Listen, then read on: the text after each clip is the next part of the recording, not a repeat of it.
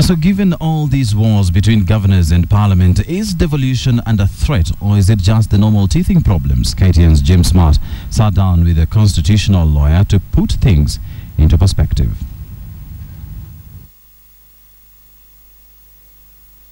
I personally believe that the level of accountability to Kenyans of county government should even be higher than the level of accountability for national government, for the simple reason that county government is closer to the people, and therefore everything that is done is more relevant to their day-to-day lives.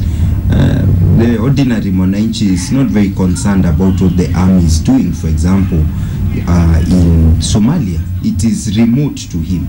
But whatever the county government does is very close to you. So I think it is important that we hold county governments to account. And let me say this, my belief is that when you look at the structure, the legal and constitutional structure, you'll realize that for devolved government to work successfully is both a constitutional requirement and a discretionary issue that is within the discretion of Parliament. In other words, acts of Parliament like the County Government Act are providing mechanisms to help counties to run successfully. So if the county governors do not ensure they tackle the political aspect of their work, which is to have good relations with senators, good relations with MPs, they may be able to defend the constitutional foundation of devolved government, but the statutory foundation will unravel and it will become very difficult for them. I'll give you a perfect example.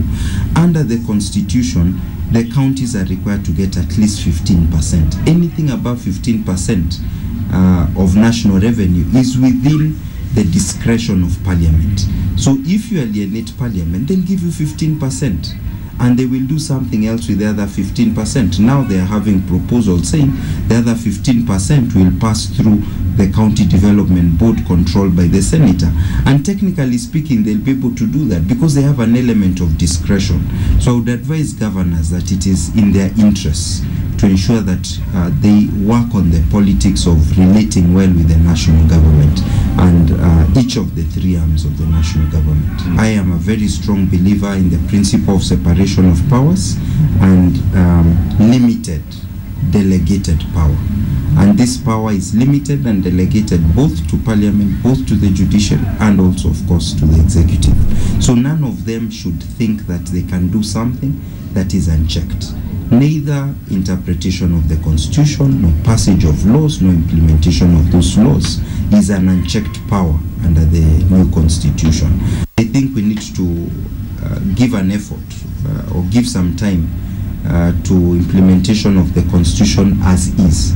Keep in mind that the current counties have not even gone through one full cycle of government, which is 4 or 5 years, an electoral cycle. And I think it is necessary first to allow them to go through one full cycle, go back to wananchi, ask them to vote for new office bearers. Then we can begin asking ourselves, do we need to tinker with the current constitutional design of counties?